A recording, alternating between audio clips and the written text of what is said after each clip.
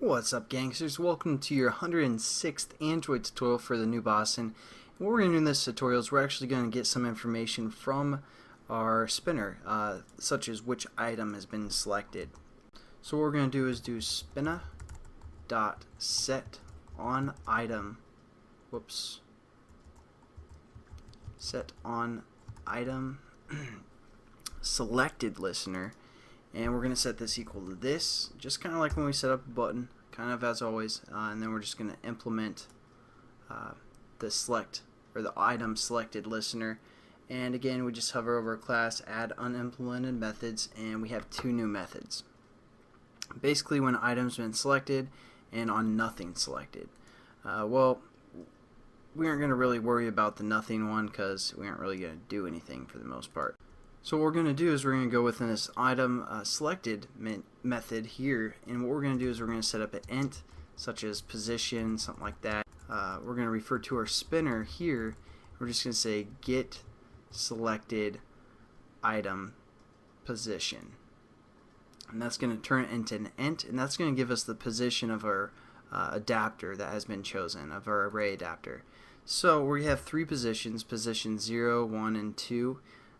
And so we're going to just set up a switching case for that.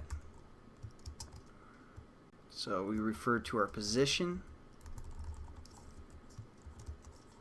and we're just going to say case, and I spelled position wrong, case 0, which will be the first thing in our list, which will be music, and we're going to say case 1,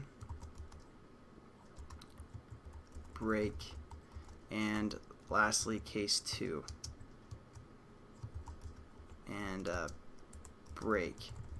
Now what we're going to have our item selector do is basically tell us which directory we want to save in. So what we're going to do is we're going to scroll all the way up to the top and create a file, and we're going to call this path. I'm going to initially set it equal to null, so it's nothing. Now what we're going to do is set up our directory path within our, when an item has been selected.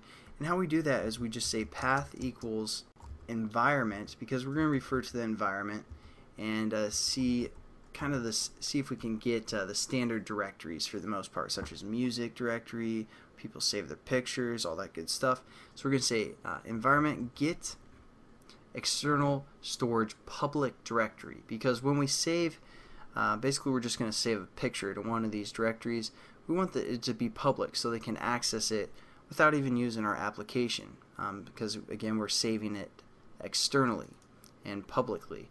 And then all we're going to say within here, we're going to refer to our environment as well.